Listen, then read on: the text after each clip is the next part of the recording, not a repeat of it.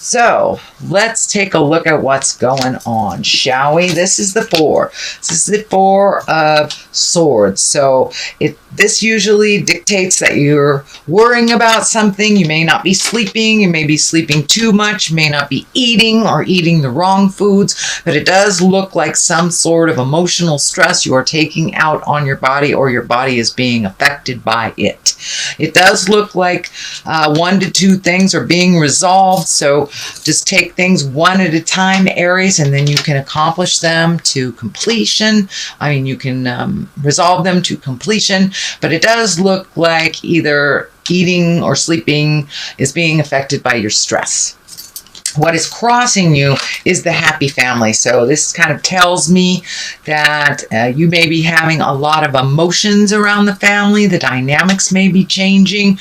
There may be more people coming into the family, people coming out of the dynamic, but it does look like it's been taking a toll on your head, on your heart, and on your stomach. So if you can find a safe and quiet place to do a little meditation to release some of these frustrations and kind of achieve your happy home, that would be more beneficial to you. But the reason that it crosses here, and it's feeling like you may be presenting to the world that you have a happy family, even though it might be very tumultuous behind closed doors.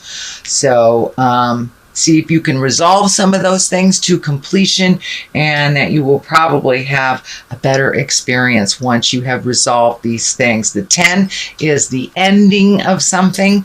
So it does look like you're trying to achieve balance in your family, as well as happiness in your heart. Okay, so it does feel like there may be a relationship that is problematic here. This is the 4 of Wands, and Wands are action, action. They're just action and movement. This is joyfulness. This is getting together with your friends, people you trust, people that you don't have to put on airs for. Whether you're having a good time in your house or not, they will have no opinion on that other than they love you and they want you to grow and change into your greatest self. But it does look like you are having more and more collectives with either girlfriends or meetings or things that help you smile from this, because this situation is kind of laying heavy on your heart. What is in the past is the Queen of Swords, and you know queens are very exalted creatures. If it is a woman, it could stand for someone that's over 40 or very wise, Aquarius, Gemini, or Libra. But Queens of Swords can also stand for your intuition, your creative and mental acuity, how keen you are, and your communication. So it does feel like, make sure that your communication is noble and clear, and it's not cutting. It's not nasty, but it does look like some very important communication has come up, and it feels like it's a one-on-one communication. It feels like, someone that is very strong in your heart. It could be your life partner or a child, parent, something like that. But it does look like some communication has just happened that was really important to shift awareness, to either create, happiness or freedom. But it does feel like a shift in your awareness has just happened. Sorry, my dog is like tickling the cards here. That's Becca the Wonder Dog. She says hi. Anyway, Ace of Cups is here. This is can be the love card. This can be the opening your heart to new love, and it can be the soulmate card as well. But it does feel like something is shifting in your love space. If you are in a committed relationship, it does feel like you have made some changes for the better for both of you, however that looks, whether together or apart.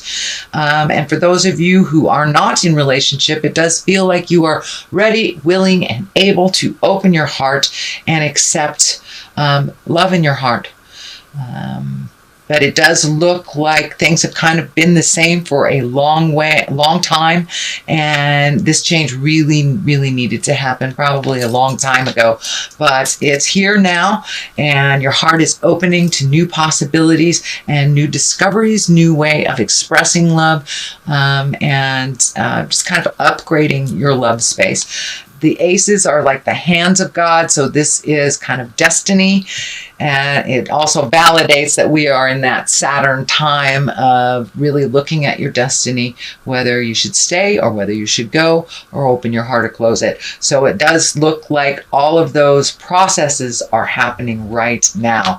The Wheel of Fortune is in the front here. This is a 10 card, and the Wheel of Fortune is a lovely card. It's whatever you put out in the world, you get back. It also can mean things going around and around and around and not really knowing where to stop. So the clearer you are in your headspace, the clearer the journey will be for you.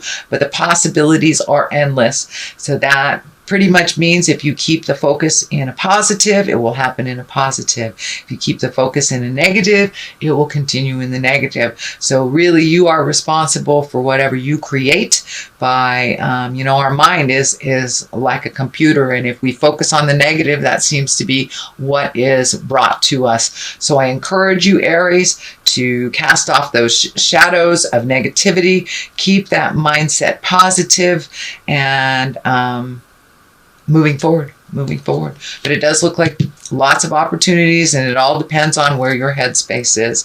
The King of Cups is the basis of all of this.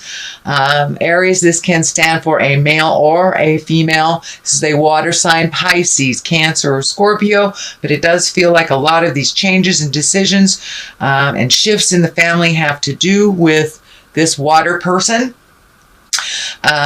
You may be in a one-on-one relationship with them, or they may be your sibling, your parent, but it does feel like you have shifted the focus to them.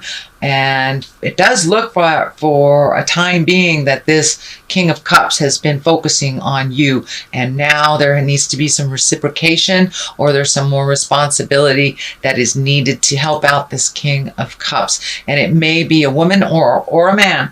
It is not gender specific. But the Cups are an emotional creature. It's an intuitive creature, and he usually takes the high road. But it does feel like there is a challenge for this king, and that you have to step up a little bit and help them. Unconditional love, Aries, unconditional love. But it is your turn to pay back someone who has taken care of you. So it could be a parent, it could be a sibling. I don't think it's a child or a life partner. The Two of Wands is here. That's been coming out in a lot of different positions for almost all the signs. So this is really kind of leaving the things behind that didn't work for you, finding balance, making new agreements. This legacy key is lighting up. So it does look like things that have traditionally gone this way are not working anymore for you. So it's time to create a new. This card also is looking out into the future.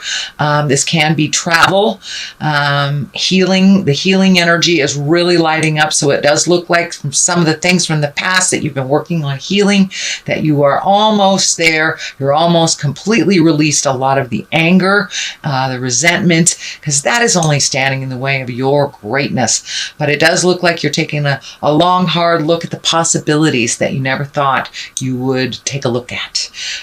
So leave that mind open to all possibilities. Don't minimize them to just, traveling down the street. Who knows, you may be doing a safari to Africa or something like that, but don't limit yourself because of what traditionally has happened. Open yourself to new possibilities, Aries.